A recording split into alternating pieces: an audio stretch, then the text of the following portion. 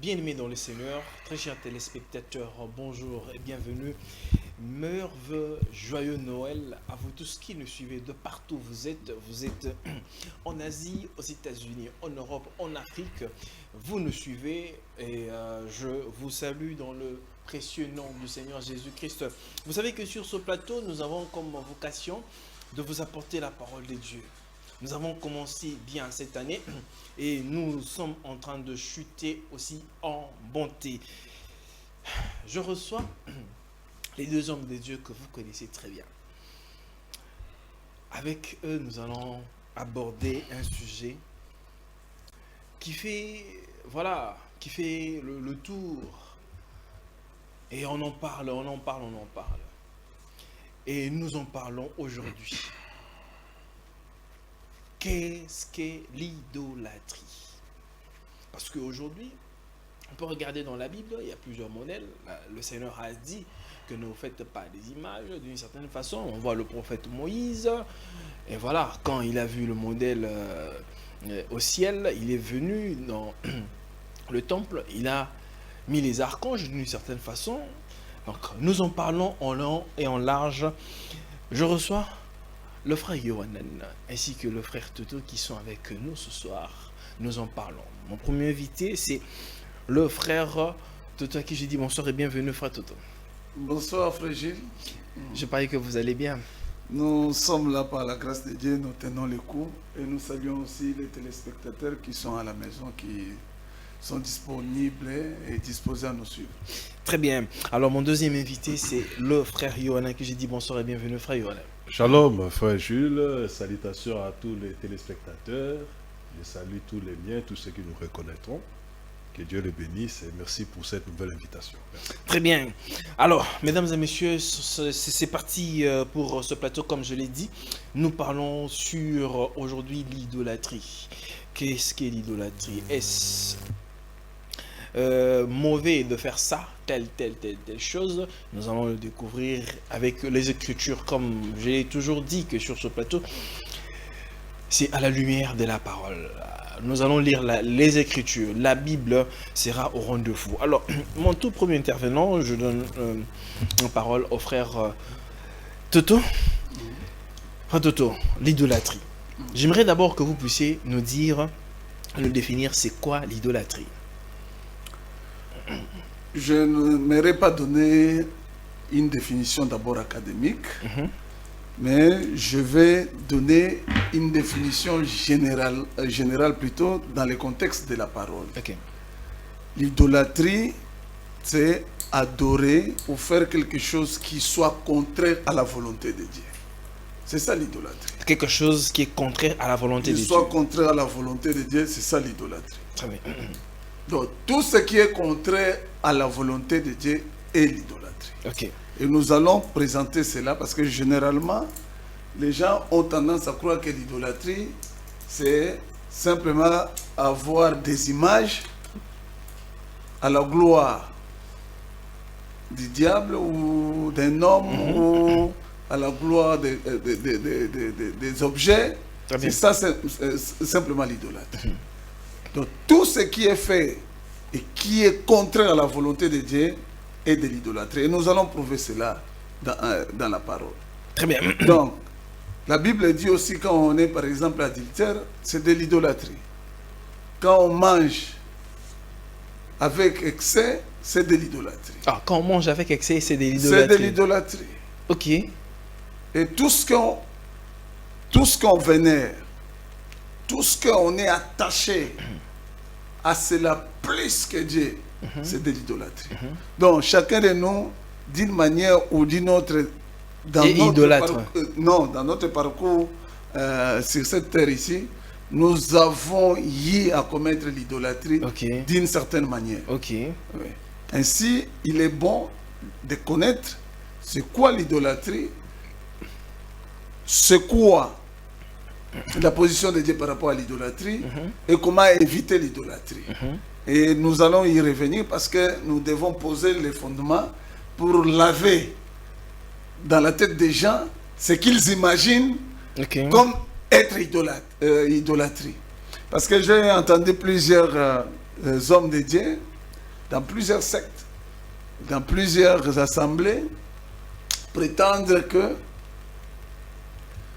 Dieu est contre les images à sa propre gloire. Et ça, c'est encore de l'aventure. Dieu n'a jamais été contre les images à sa propre gloire. Ah, Dieu n'a jamais été contre. Dieu n'a jamais été contre les images à sa propre gloire. Dieu est contre les images qui ne l'honorent pas, qui sont contre sa gloire. Et nous allons prouver cela par la parole, par les Écritures. Très bien. Parce que moi, Yohanan et toi-même, nous sommes les images de Dieu. Est-ce que Dieu est contre nous? Pas du tout. Parce que toi là, tu es l'image de Dieu. Moi, je suis l'image de Dieu. Bon, si je suis l'image de Dieu et que je prends ma photo, je mets ça à la maison par exemple, dans mon salon ou même ici, Dieu serait contre son image? Pas du tout. Vous voyez? Donc les gens qui réfléchissent de cette façon-là n'ont rien compris de la parole de Dieu. Donc Dieu n'est pas contre les images qui sont à sa gloire. Parce que nous sommes les images de Dieu. S'ils veulent les Écritures, nous allons donner. Donc, ça c'est juste une introduction pour dire que Dieu n'est jamais contre les images à sa gloire. Dieu n'est jamais contre les images qui sont à sa gloire. Alors, la première écriture que les gens donnent souvent, c'est Exode. Exode. Exode 24. Je vais lire ça. Parce que là aussi, c'est un grand problème. Je vais lire Exode 24. C'est là où le bas blesse, hein? Non, ils n'ont jamais compris. Et je vais lire ça rapidement. Exode 24. Et puis on va prendre même Deutéronome et autres. Oui. Alors, excusez-moi parce que le temps que j'ouvre ça, Exode 24, j'utilise cette Bible de téléphone. Tu n'auras pas, je commence au verset 3. Tu n'auras pas d'autre Dieu devant ma face. Suis bien, mon frère. Tu n'auras pas d'autre Dieu devant ma face. En d'autres termes, Dieu est contre d'autres dieux devant sa face. Tu ne te feras point d'image taillée. Suivez bien.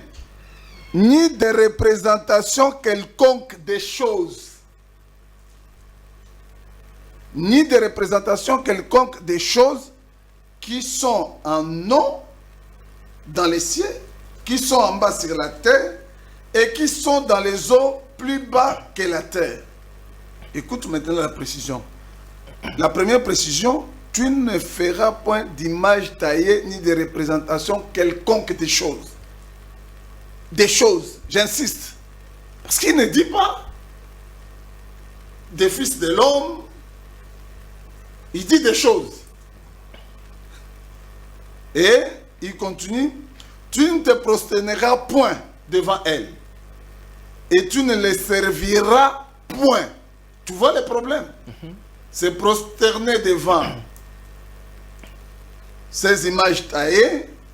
Et tu ne les serviras point. Car moi, l'Éternel ton Dieu, je suis un Dieu jaloux, qui punit l'iniquité des pères sur les enfants jusqu'à la 3e et à la 4e génération de ceux qui me haïssent. Il punit l'iniquité de ceux qui l'haïssent. Alors, si tu suis ici, le grand problème de Dieu, c'est l'adoration. L'adoration. Deuxième point, servir ses idoles. Troisième point, ces gens-là haïssent Dieu. Donc vous ne pouvez pas dire que quelqu'un est idolâtre. Si quelqu'un sert Dieu, il adore Dieu, il le rend gloire et il ne haït pas notre Dieu. Voilà le fondement de l'incompréhension des gens qui prennent les Écritures, vaille que vaille. Et ici, Dieu est contre la représentation quelconque des choses. Jésus-Christ est une chose? Moi, je te pose la question. Même ceux qui sont à la maison. Jésus-Christ est une chose? Non, non. Dieu est une chose? Non, non. Dieu est une chose. Vous voyez, donc les gens ne lisent pas bien les Écritures. Je laisse la parole à mon ami Yohanan et nous allons y revenir. Frère Yohanan, Mon frère Jules. la Bible dit que vous ne vous ferez pas de représentation quelconque. Oui. Aujourd'hui, dans les églises, je cite, il y a le pasteur François Mutombo, Oui. du haut de sa chair. Il dit que toutes les photos que vous avez dans vos maisons ou dans vos églises, ou bien les photos que vous avez aujourd'hui de Jésus, ce n'est pas Jésus. Quand vous mettez toutes ces choses-là dans vos maisons ou bien dans vos églises, c'est de l'idolâtrie. La Bible dit que vous ne vous ferez pas de représentation quelconque d'une certaine façon. La Bible dit personne n'a vu le Seigneur Jésus-Christ ou bien Dieu d'une certaine façon. Mais aujourd'hui, on se fait des images. Bon, le frère Toto vient de lire les Écritures. Éclairez-nous pour que nous arrivions à comprendre et les téléspectateurs puissent saisir la chose. Si c'est dans le bon ou bien dans le faux. Ok, merci beaucoup, frère Jules. Je vais d'abord devoir lire une écriture. Je suis dans Colossiens, chapitre 3, le verset 5, pour appuyer une chose que Toto venait de dire tantôt. Faites donc mourir tout ce qui, dans votre vie, appartient à la terre, c'est-à-dire l'inconduite, l'impureté, les passions incontrôlées, les désirs mauvais et la soif de posséder, c'est-à-dire la cupidité, qui est une idolâtrie. Très bien. Ça va? Donc, l'idolâtrie, c'est quelque chose de large. On peut l'étendre à beaucoup de choses. Alors, revenant à votre question par rapport à ce que les frères auraient dit, bon, ça l'engage lui. Ça l'engage lui, parce que nous ne sommes pas les premiers sur cette terre qui avons trouvé cette écriture qui venait de dire tantôt Toto, Exode chapitre 20, et même dans Deutéronome et bien d'autres écritures. J'ai pu lire également ici dans Lévitique chapitre 26, le verset 1er. Vous ne vous fabriquerez pas d'idole, vous ne dresserez ni statue, ni stèle, et vous ne mettrez pas dans votre pays des pierres sculptées avec des figures pour vous prosterner devant elles, car je suis Yahweh votre Dieu. Ce sont des versets, mon frère Toto ici, c'est qu'on a eu souvent à faire face à cela, parce que les gens nous l'appliquaient, disant que vous autres qui avez reconnu le ministère de William Branham, par exemple, on voit, vous avez, dans certaines églises, il y a des photos, il y a ceci, il y a des représentations, et ainsi de suite. Cette écriture, vous l'avez transgressée. Ou encore, vous dites que non, Branham est la manifestation de telle écriture, par exemple. Malachie 4, les prophètes Élie, là, c'est Branham. Apocalypse 17, c'est Branham. Non, non, non, non, non, non, non. Vous êtes dans l'écriture, vous êtes donc des idolâtres, parce qu'il est dit, vous ne mettrez pas de figures humaines, ainsi de suite. Ok. Donc, des philosophies humaines. Oh, des philosophies humaines. Bien sûr. De la philosophie. Il tape à côté. Mais je commence par là. Je commence d'abord par ce dernier cas pour finir avec ce que vous avez cité. Très bien. Dire que de cette écriture que s'il est question de tel ou tel, pour eux, nous sommes idolâtres. Mais est-ce que ces gens sont sérieux? Jean-Baptiste, ça va? On lui a posé la question. Es-tu le Messie? Non. Es-tu... Non. Bon, ça va. Toi-même, dis-nous qui tu es, afin que nous allions donner la réponse à ceux qui nous ont envoyés. Là, je suis dans Jean chapitre 1er. Jean dit, moi, je suis la voix de celui qui crie dans le désert. Donc, d'après ces gens-là, Jean-Baptiste est idolâtre. Pourquoi ça? Non, parce que il s'est identifié. Il s'est identifié, il est une figure humaine que vous avez mis. Est-ce que ça c'est sérieux? Frère Jules. Là, vous êtes en train de citer Jean-Baptiste, une façon seulement de pouvoir vous défendre. Non, il n'est pas le seul. Alors, il n'est pas le seul. Même le diable est dans l'écriture. Voilà. Frère Jules, le diable est dans l'écriture. Nebuchadnezzar est dans l'écriture. Judas est dans l'écriture.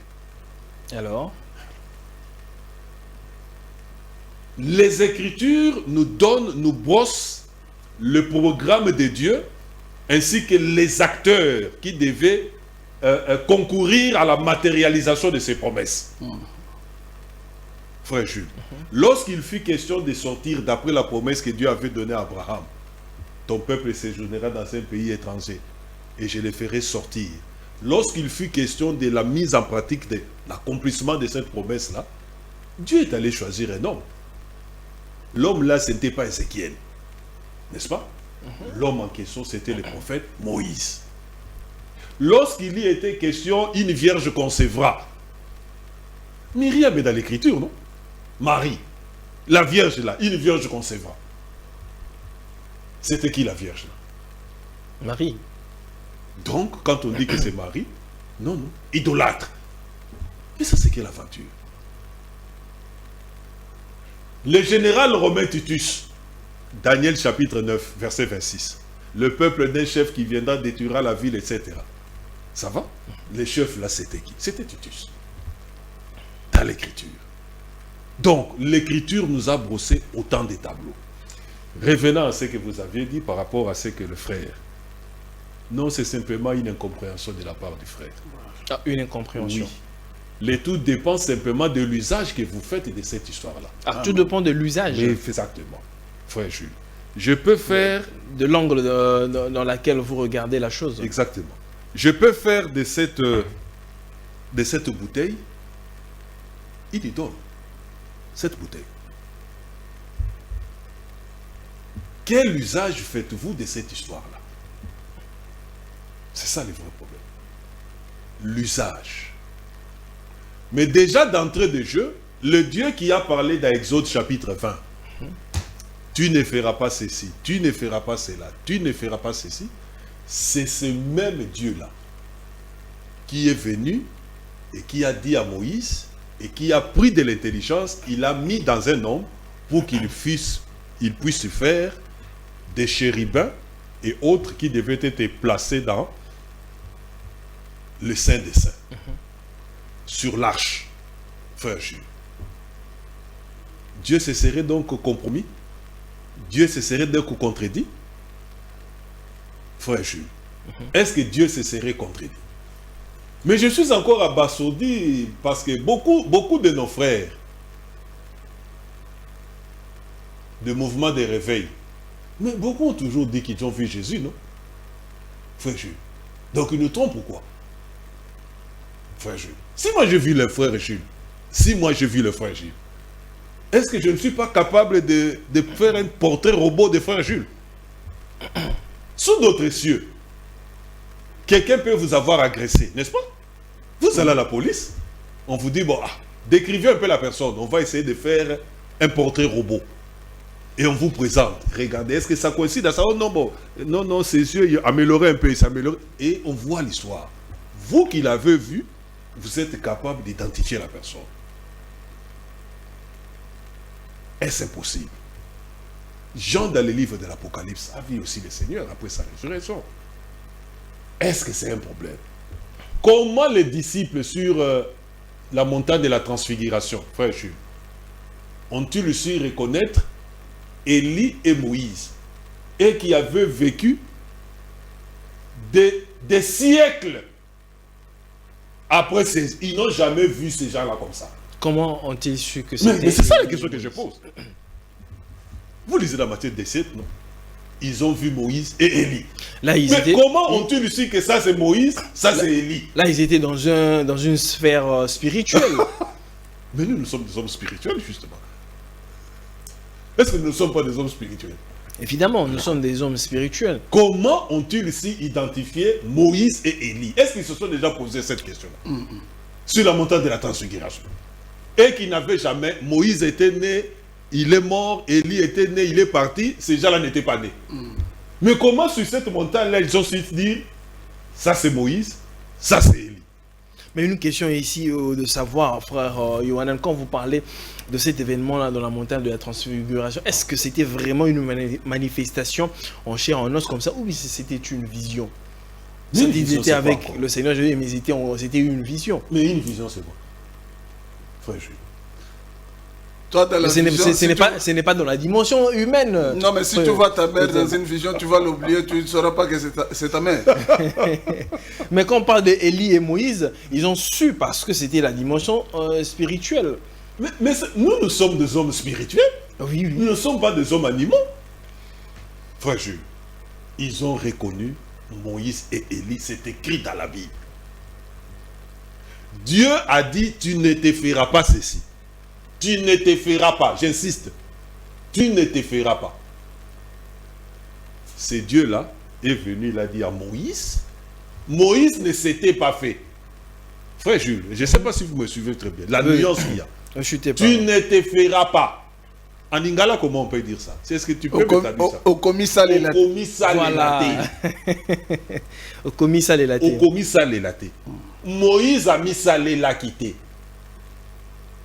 Au commissal et la Dieu a dit à Moïse, place, fais des chérubins et place-les sur l'arche. Dieu a détruit sa parole. Je laisse les frères Toto. Frère Toto, parce que vous parlez de l'Ancien Testament, ok, je suis tout à fait d'accord. Je suis tout à fait d'accord que vous puissiez prendre Moïse et ainsi de suite.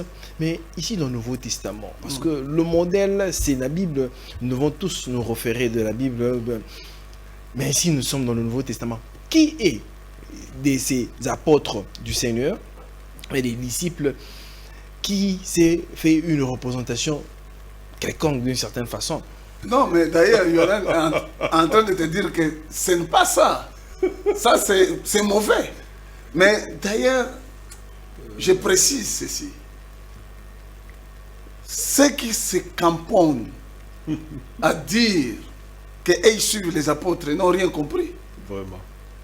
La doctrine du Seigneur Jésus-Christ, c'est les prophètes. Amen. Et les apôtres Amen. et Christ la pierre angulaire. Amen. Amen. Amen. Vous ne pouvez pas aller simplement dans un seul coin et rester sur les apôtres et rejeter les prophètes. Non. C'est la doctrine des apôtres.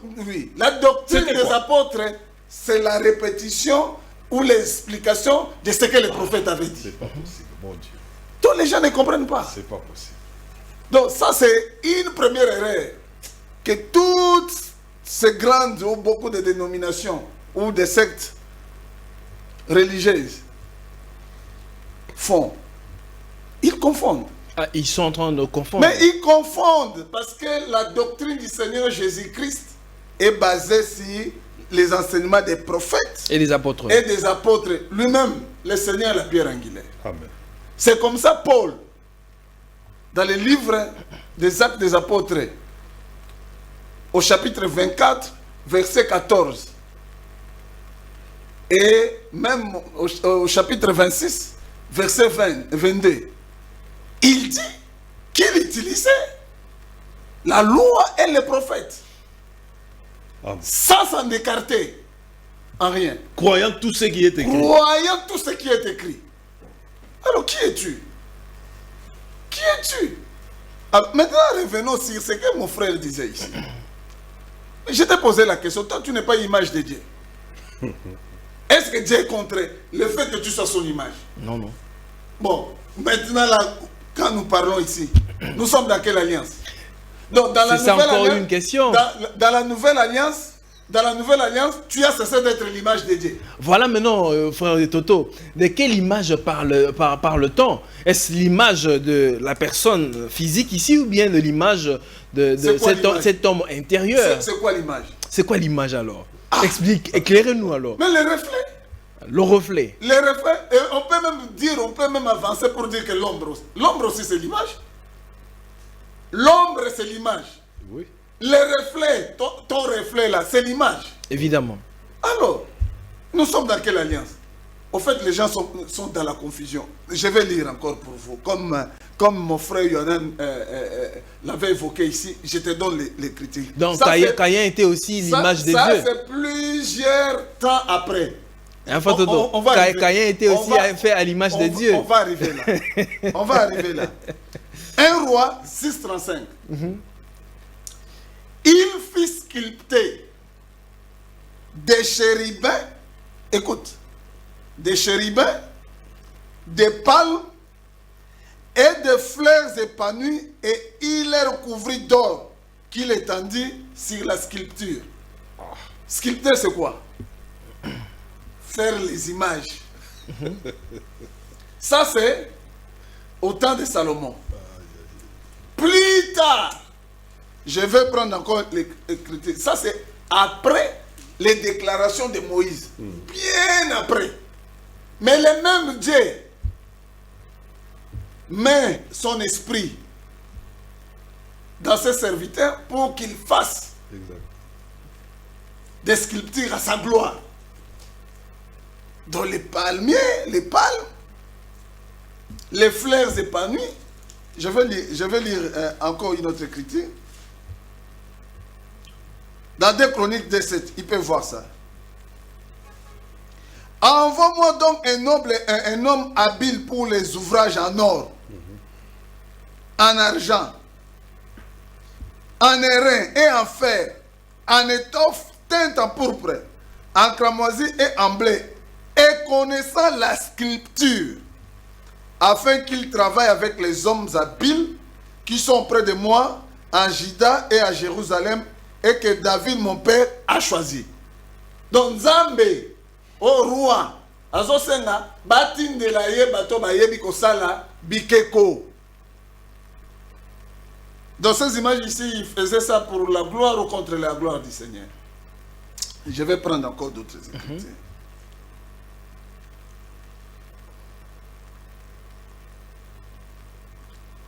Ça, c'est le prophète Ézéchiel. Ézéchiel 41, 25. Des chérubins et des palmes étaient sculptés. Yokanga bien, écoute-moi bien. Oui, très bien. Étaient sculptés sur les portes du temple. Hein? Le temple. Sur les portes du temple, comme sur les murs. Un entablement en bois était sur le front du vestibule en dehors. Donc, ils ont pris les palmes, ils ont dessiné sur des portes et sur des murs, même les chérubins. Mais là-bas, dans Exode 24, Dieu dit quoi? Vous nous ferez quoi? L'image. Vous ne représenterez pas les objets qui sont où? Dans les cieux. En haut, dans les cieux. Ah ben, écoute maintenant. Est-ce que les chérubins ici ne sont pas dans les cieux? Les chérubins sont sur la terre. Ici, c'est Ézéchiel le prophète. Les chérubins sont où? Sur la terre? Non, non, au ciel. Est-ce que tu as lu quelque part, Dieu a dit, sous Moïse ou sous Josué, que vous pouvez dessiner les chérubins sur les murs ou sur les portes? Y a-t-il une écriture? Non, non, pas du tout. Alors, quel est l'esprit qui poussait ces gens à faire ces histoires? C'était Satan. Hein? C'était de l'idolâtrie, non? Tu vois, les gens ne comprennent absolument rien de la parole du Seigneur. Les gens qui disent ces choses-là. Et pourquoi quand les enfants d'Israël ont érigé le veau d'or, Dieu s'était irrité? C'est comme parce ça que que c'était aussi une image. Tu te souviens de ce que j'ai dit quand j'ai lu Exode 20? Exactement. Donc, le problème, c'est trois choses.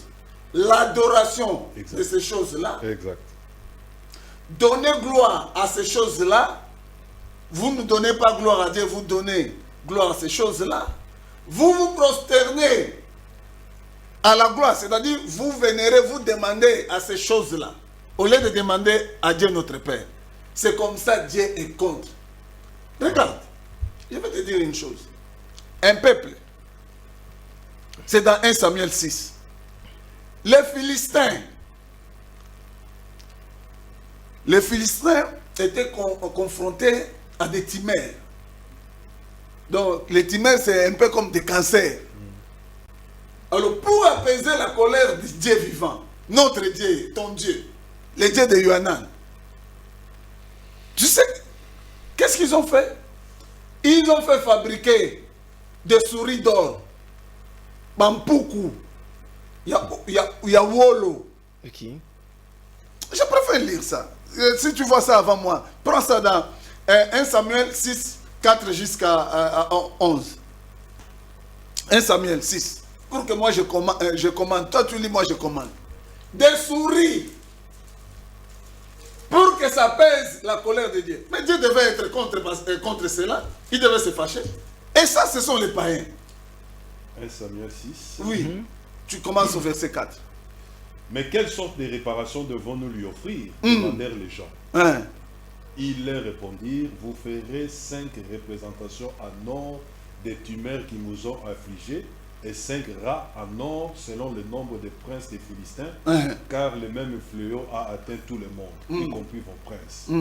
Vous fabriquerez donc des effigies de vos tumeurs et des rats qui dévastent le pays. Tu fabriqueras quoi? Vous fabriquerez donc des effigies. Les effigies, c'est quoi? Des images. De vos Bilongi tumeurs na bango. et des Les rats images. qui dévastent le pays, et vous les offrirez en hommage au Dieu d'Israël. Peut-être cessera-t-il de vous frapper sévèrement, vous, vos dieux et votre pays. Ne vous obstinez pas comme les Égyptiens, le Pharaon. Rappelez-vous qu'après avoir été malmené par ses dieux, il a dû laisser partir les Israéliens. Continue. Maintenant, donc, Prends même 18. Hein. 18, hein? 18.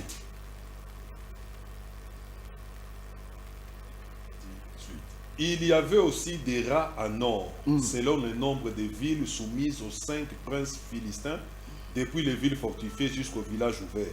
La grande pierre sur laquelle fut déposé le coffre de l'Éternel sert encore aujourd'hui de témoin dans les champs de Josué à Beth-Shemesh. Yahweh frappa 70 habitants de Beth-Shemesh parce qu'ils avaient regardé dans le coffre de l'Éternel. Le peuple prit le deuil à cause de ces grands... Tu peux t'arrêter là. Si vous suivez, vous lisez le chapitre 6 là, vous voyez que cette image en or, les effigies de cette image ont apaisé la colère de notre Dieu. Au lieu de faire le fait inverse pour énerver le Seigneur, ça a apaisé. Ça, ce sont les images taillées. Là, nous sommes dans l'ancienne alliance, et Mais puis sous la loi. mais je vous dis sous la loi, où Dieu avait dit sous la loi qu'on Voilà. pouvait fabriquer les timères en or. Tu peux me dire, où Dieu avait autorisé cela? Ou qu'il a dit, sous la nouvelle alliance, vous ne pouviez pas me faire ça. Dis-moi, quelle est l'écriture qui disait que vous ne pouvez pas faire ça ou vous pouvez faire ça? Qui a poussé ces gens-là à avoir cette inspiration de faire quelque chose qui va apaiser le Seigneur? L'inspiration venait de qui? Du Seigneur, des dieux. Si tu lis, tu verras que ce sont les prêtres philistins. Mais Dieu a créé cela. Parce que sa colère a été apaisée. Et il a arrêté les timères. Donc, les images taillées, les images à la gloire du Seigneur, Dieu n'est pas contre cela. Les chérubins dans les temples. Quand c'est à la gloire du Seigneur. Mais si c'est la gloire du Seigneur, ce n'est pas un péché. Là où ça devient faux, c'est quand ça devient à la gloire de l'homme. Oui, mais c'est ce que l'Écriture dit. C'est ce que l'Écriture dit. Si Dieu te dit maintenant, là, fais-moi une représentation, maintenant, là, Dieu t'apparaît. Toi, tu vas dire non, parce qu'il est écrit dans les Écritures, comme ceci, je ne peux pas le faire. Je te dis, ici, vous avez une preuve irréfutable des images en or, des souris, des timères. Et Dieu a agréé cela. Et je vous ai lu, je vous ai lu ici, le prophète Ézéchiel, qui rappelle ce qui a été fait dans les temples. Les chérubins, on a dessiné, cette fois-là c'était des dessins, des sculptures, on a sculpté sur des portes et sur les murailles. Pour la gloire, c'était pour la gloire de Satan. Très bien. Non, je te pose la question, c'était pour la gloire de Satan. Dieu était contre cela. Non, ici, Vous il faut voyez, opposer. maintenant je vais dans la nouvelle alliance. Très bien, vous allez chuter par là. Je vais dans la nouvelle alliance.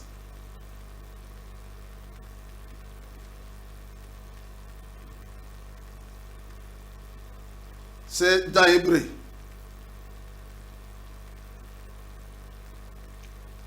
Écoute ce que Paul dit.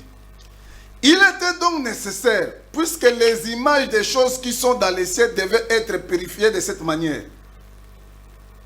Les images étaient où? Des choses qui étaient où? Dans le ciel. Dans les images des choses que Moïse avait fait là. C'était des choses qui étaient où? Mais Dieu dit là-bas qu'on ne devait pas faire quoi? Des représentations des choses qui sont où? Réponds, non?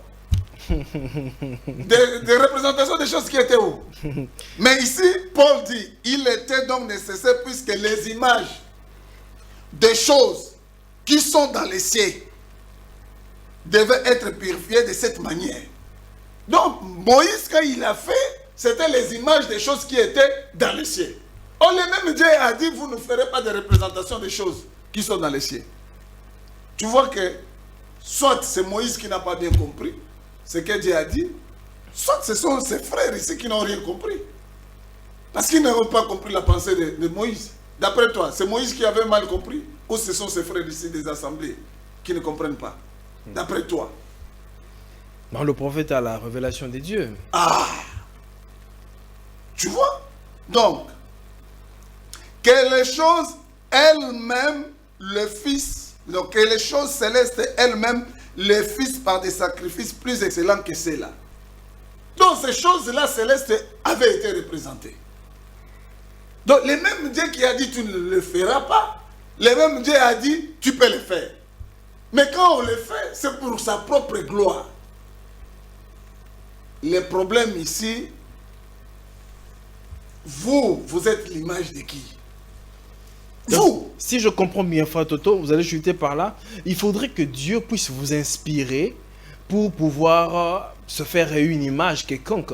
Quand vous n'avez pas l'inspiration, ça devient de l'idolâtrie, c'est ça? Écoute-moi. D'abord, nous-mêmes, nous sommes les images. Je persiste. Nous sommes les images du Seigneur. Ma question était de savoir si Caïn était aussi fait à l'image de Dieu. Vous ne m'avez pas répondu. Tu peux lire Genèse 5. Tu vas voir qu'ils sont faits à l'image de Dieu. Si tu trouves Caïn, je me réponds. Genèse 5. C'est dans Genèse 5. Tu veux que il y en a, tu prends ça en lit. Il y en a, tu prends. Il y en a, tu peux prendre ça, tu lis. Tu cherches le problème. Alors, prends ça et puis je vais lire ce verset-ci pour chuter, pour laisser à Yohanan. Très bien. Genèse 5. Voici les livres de la postérité d'Adam. Lorsque Dieu créa l'homme, il les fit à la ressemblance de Dieu. Il créa l'homme et la femme. Il les bénit et il les appela du nom d'homme lorsqu'il fut créé. Adam, âgé de 130 ans, engendra un fils à sa ressemblance, selon son image. Adam qui était à l'image de Dieu. Il a engendré un fils selon son image et il lui donna le nom de Seth. Seth, tu peux t'arrêter là. Tu vois, il y a l'image de Dieu et la ressemblance d'Adam. Seth, c'était le remplacement d'Abel. Exact. À l'image d'Adam, à l'image de Dieu. Nous arrêtons là-bas. Mais maintenant, écoute Paul. Dans 2 Corinthiens 3, 18. Nous tous, qui le visage découvert, contemplons comme dans un miroir. Dans un miroir, on voit quoi? L'image. Son image. Contemplons comme dans un miroir la gloire du Seigneur. Dans un miroir. Dans la gloire du Seigneur, on peut voir ça comme dans un miroir. Nous sommes d'accord? C'est pas moi. Écoute. Nous sommes transformés. Pas nous serons. Comme nous sommes ici. Nous sommes transformés en la même image. De gloire en gloire comme par le Seigneur l'Esprit. Nous sommes transformés en la même image. Peu importe la façon dont tu veux interpréter ça, spirituel ou comment, en la même image. Donc toi, tu es transformé en la même image avec le Seigneur Jésus-Christ.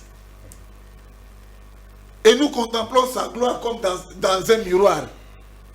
Dans le miroir, je ne pense pas qu'on voit autre chose, on ne voit pas des images. Très bien. Ça, c'est peut-être l'ancienne alliance. Hein? Ça, c'est l'ancienne alliance. Très bien, merci beaucoup, Fatoto.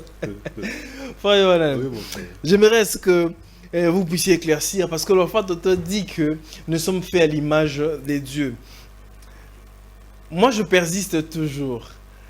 Comme nous sommes faits à l'image des dieux, c'est de cet homme-là, charnel, ou bien cet être-là, spirituel. Et aussi, quand le peuple d'Israël avait érigé le veau d'or, c'était pour adorer qui? N'est-ce pas Dieu? Ok. C'était pour l'adoration, non? Vous êtes d'accord avec moi? Non, je ne suis pas d'accord avec vous. Non, pourquoi est-ce que cette adoration-là n'a pas été agréée par Dieu? Parce que ça fait toujours partie de l'image. Merci. Éclairez-nous sur la question. Mais c'est très simple. Le peuple, lorsqu'il a fait ses veaux d'or, il a été dit, voici ces dieux qui vous a fait sortir de l'Égypte. Ce n'était pas ces veaux d'or-là quand même qui les avait fait sortir de l'Égypte, frère. Frère Jules. Est-ce que c'était ces veaux d'or-là qui les avaient extraits de l'Égypte? Non, loin de là, ce n'était pas ça. Ça n'avait rien à voir avec ces veaux d'or-là. C'était de l'idolâtrie. Dieu a dit, tu ne te feras pas de représentation quelconque de ce qui est en haut, de ce qui est en bas, de ce qui est sous la terre, etc. Mais regardez, ce même Dieu-là qui dit ça, il vient à Moïse. Je suis dans... Et ça, nous sommes dans l'ancienne alliance. Hein. C'est là qu'il a été dit, tu ne te feras pas. Frère Jules. C'est là qu'il est dit comme ça. N'est-ce pas, frère Jules? Exode, c'est dans l'Ancien Testament. Oui. Ah oui, il faut qu'on sache de quoi on parle. C'est dans l'Ancien Testament. Je suis dans Exode chapitre 31. Verset 1, 2, vous pouvez descendre jusqu'au verset 11e. Je ne l'ai pas, je lis que les deux premiers versets. Yahweh parla à Moïse en ces termes. Voici, je désigne Betsalehel, fils d'Ouri, descendant des Our de la tribu de Juda, et je l'ai rempli de l'Esprit de Dieu qui lui confère de l'habileté, de l'intelligence et de la compétence pour exécuter toutes sortes d'ouvrages, pour concevoir des projets et les exécuter, pour de les exécuter en or, en argent et en bronze, pour tailler des pierres et en chasser, pour sculpter le bois. Ainsi, il pourra réaliser toutes sortes d'ouvrages. Dieu a pris un homme, il a donné de l'esprit pour qu'il puisse faire entreprendre toutes ces choses-là. Au chapitre 36, verset 1er. Betsalel et Oliab et tous les hommes habiles que Yahweh avait doués d'habileté, d'intelligence et de compétences pour exécuter tous ces ouvrages à réaliser pour le sanctuaire et exécutèrent tout conformément aux ordres de Yahweh. Frère Jules. Et lorsqu'ils ont fait, partant de la sagesse, de l'intelligence que Dieu avait placée en eux, je suis au chapitre 37 d'Exode, du livre d'Exode, je lis le verset 1 au verset 9e. Pour gagner le temps, je lis le verset 7. Betsaleel façonna au marteau 2 chérubins en or massif qu'il plaça aux 2 extrémités du propitiatoire de manière à ce qu'ils fassent corps avec lui. Mais comment Dieu lui a rendu capable de faire des choses qu'il était contre. des choses pareilles? Frère Jules, ça c'est Dieu. C'est Dieu qui a dit à Moïse, j'ai donné l'esprit à cet homme. Je l'ai rendu capable d'entreprendre. Et il a fait le propitiatoire. Il a placé les chérubins.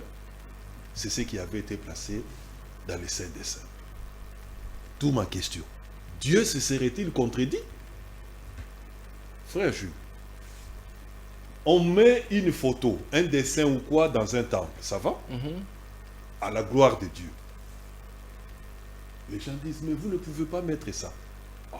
Mais en réalité, Dieu n'habite pas dans ce qui est dans l'homme. Voilà. Ça n'a rien à voir avec Ça n'a rien à voir. Mais est-ce que le vrai temple, ce sont les bâtiments là que vous avez? Non. Mais vous allez voir, les mêmes personnes qui disent ça, ça va? Vous allez les voir pendant la campagne électorale ici. Mais j'ai vu des gens habillés en polo, en t-shirt, avec l'effigie de leurs candidats. Non, pas seulement ça. Quand ils font des séminaires, ils se font leurs propres images que des fois qu'on poste devant ce qu'ils appellent un temple et assemblée. Les images, leurs propres images. Ok. Sur les murs. Dans les affiches, Tant que vous voyez dans ça, les non? affiches, tu ne vois pas ça. Oui. Mais maintenant, quoi? Finalement, qu'est-ce qui ne va pas? Alors que le véritable temple, mais c'est l'homme. Voilà. C'est l'homme. Frère Jules, c'est l'homme. Que dire des catholiques? Les catholiques n'ont pas aussi tort. Quand ils se font des représentations d'une certaine façon. Ok. Mais les représentations, vous allez voir que toutes ces représentations-là, avez-vous vu Moïse aller adorer les chérubins qui étaient placés dans l'arche? Non. Frère Jules, vous avez vu ça chez Moïse? Pas du tout. Alors, c'est ce qui fait la différence entre ce qui est vrai et ce que font les catholiques. Comment ça? Vous ne pouvez pas rendre. Dieu dit, quand vous lisez dans Deutéronome chapitre 4, vous ne ferez pas les représentations de quelques hommes, femmes, animaux, etc., etc., etc. Et il descend encore, il dit, même les étoiles, les astres, vous ne pouvez pas les adorer. C'est cela que Dieu a interdit. Et c'est cela, en cela que nos frères catholiques ont tapé à côté. Parce qu'ils adorent ces choses-là. Pensant rendre un culte à Dieu. Alors, frère, Mais Dieu n'est pas dans ces choses-là parce qu'il les condamne. Vous lisez dans le livre d'Ésaïe, du chapitre 40 au chapitre 45, vous allez trouver autant de versets là-bas où le Seigneur est en train de condamner scrupuleusement cette chose-là. Mais Dieu n'a jamais dit que si on fait une image, il faut l'adorer. non, pour commencer, d'abord faire une image, c'est un faux pas. Non, mais ici, Betsalel est là. On peut se faire une image, Mais nous l'avons Mais vu dans les tabernacles, il est, nous avons vu il est la même défendu chose. de l'adorer. Mais comment ça? Il est défendu de Ce l'adorer. n'est pas ça votre Dieu, parce que Voilà. ce sont des choses inanimées. Voilà. Alors, la question est de savoir, quand on regarde, quand on entend dans les églises du message, on a plusieurs photos qui sont présentées d'une certaine façon. Oui. Mais qu'est-ce qui fait que il y a, par exemple, la photo du frère Branham où d'autres adorent, mais il y a aussi la photo de la nuée où certaines personnes adorent cette photo-là. Se faire une image, ok, c'est bien bon. Je suis tout à fait d'accord avec les écritures que vous venez de nous donner là. Mais pourquoi on arrive alors à adorer l'image de la nuée? Je commence d'abord par... Vous avez dit une contre-vérité ici et qui sort souvent de la bouche des frères. Frère, Vous placez la photo de frère Branham. ça n'a jamais été la photo de Frère Branham. Qui vous a dit que c'est la photo de De frère Frère Branham? Branham. Oh, ça n'a jamais été la photo de Non. frère Branham. Mais frère Jules, Ça n'a jamais Ils été sont la photo sérieux?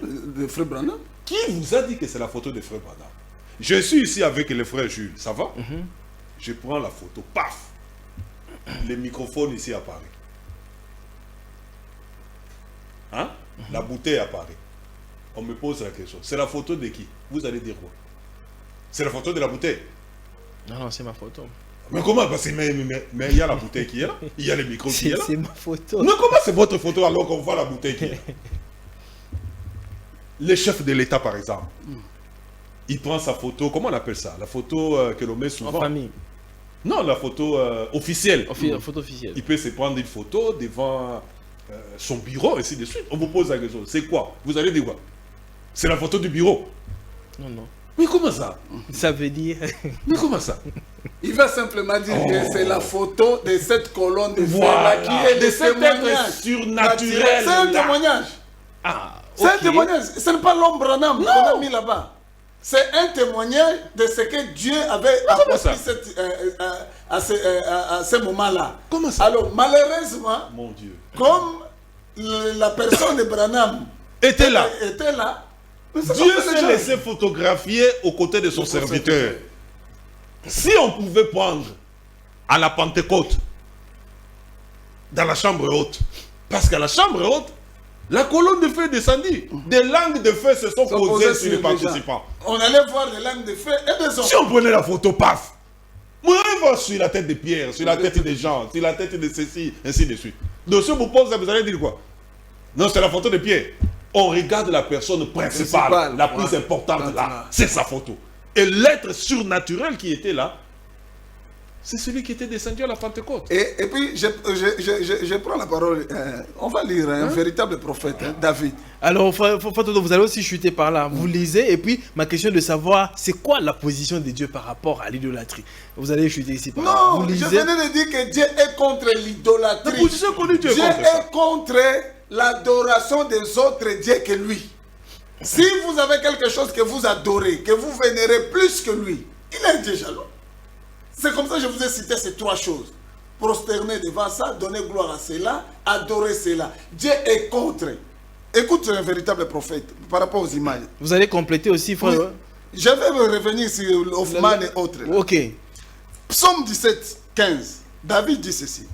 Pour moi, pour lui, dans mon innocence, je verrai ta face. Dès le réveil, je me rassasierai de ton image. Ça, c'est David. Il se rassasierait de son image. Il y a mon akinzambe. Je te pose la question. Ça, c'est David. Je me rassasierai de ton image. C'était l'image des démons, c'était l'idolâtrie, c'était quoi? Voyez, les gens ne comprennent pas les Écritures, ni la puissance de Dieu. Maintenant, revenons sur Hoffman. C'est une peinture. C'est pas possible. Ce n'est pas une photo, c'est une peinture. Écoutez, cette peinture-là d'ailleurs, Frère Branham a vu ça dans les temples de Billy Sunday. Exactement. Un dénominationnel comme les assemblées de Dieu. Et comme lui, il avait vu le Seigneur Jésus-Christ, comme Yohanan avait dit ici, il a dit, oh, le Seigneur que j'avais vu était proche. Parce qu'il y avait beaucoup de gens qui avaient peur. Mais la photo la plus ressemblante, les dessins, il a trouvé que c'était celle-là. Celle-là. C'est comme ça, il chérissait cela. Il chérissait cela. Mais Frère Branham n'a pas demandé aux gens d'adorer cette peinture. S'il y a des gens même dans les messages qui adorent cette peinture, ils sont des idolâtres. Ah voilà, ils sont des idolâtres. Non, mais s'ils adorent ça, ils sont des idolâtres. Voilà. Ce sont des idolâtres. Ça, c'est une expérience de Frère Branham qui a vu cette peinture-là et qui a dit que, qui a donné le témoignage que le Jésus qu'il avait vu était proche. Maintenant, les incrédules disent quoi? Oh non, Azan est Libanais. Jésus-Christ est comme un Libanais, comme un Américain, comme un Congolais, comme un Sud-Africain, comme un Indien. Ça, c'est Jésus-Christ. Parce qu'il était Dieu. Tous les hommes, nous sommes à son image. Donc, toi, tu peux représenter le Seigneur Jésus-Christ. C'est pourquoi il a dit, celui qui voit, qui fait du mal ou quelque chose à l'un de ses petits-enfants, il le fait à moi. Très bien. Écoute maintenant. J'insiste.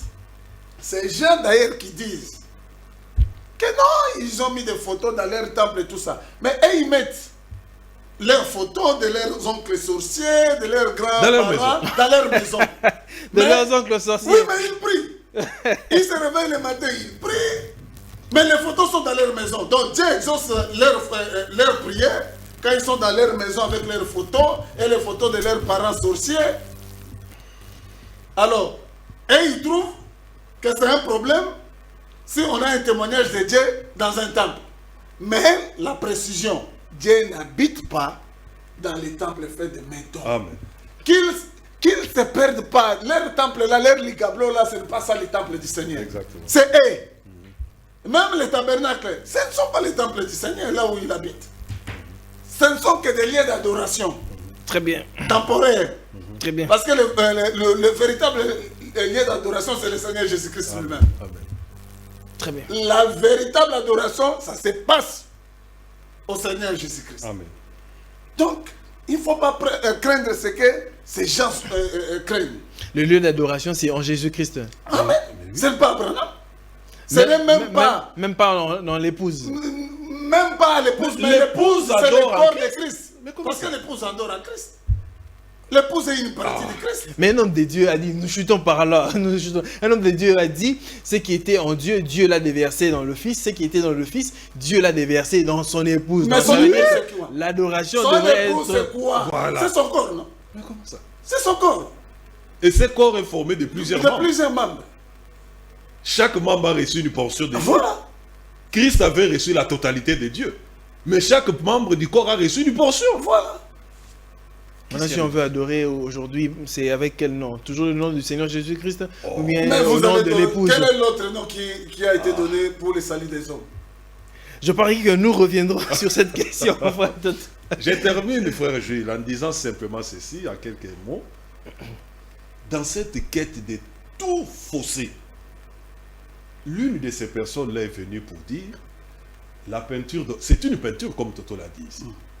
La peinture d'Hoffmann là, c'est ces mystiques arméniens du nom d'Avak Agopion qui étaient du théâtre. Ça, c'est Alors un autre que- sujet, hein, Oui. qu'on va clarifier. On va Parce clarifier. que les gens Alors sont que- dans la frère confusion. Hoffmann est né. Ça va? Il est mort. Près de 15 à 16 ans avant qu'Agopion ne naisse. Mais un aventurier sort. Et il dit, non, non, non. Vous voyez la photo que les Jésus là qui mènent là? C'est Avak Agopion. Mais franchement, comment on peut prendre ces gens au sérieux? Soyons sérieux avec les choses de Dieu. Soyons sérieux avec les choses de Dieu. Et l'homme rendra compte de tout propos vil. Voilà. C'est ce que les gens oublient. On rendra compte un jour à ces dieux-là. Très bien. Merci beaucoup. Restons dans les limites de la parole. Amen. Très bien. Et apprenons à ne pas aller au-delà de ce qui est écrit. Très bien. Merci beaucoup, frère Yohanan. Merci beaucoup, frère Toto. Merci à vous tous qui nous avez suivis. Merci à Christian, merci à la grande équipe de Congo Buzz Télévision. On se retrouve très prochainement avec un nouveau sujet. Alors, portez-vous bien, que la paix soit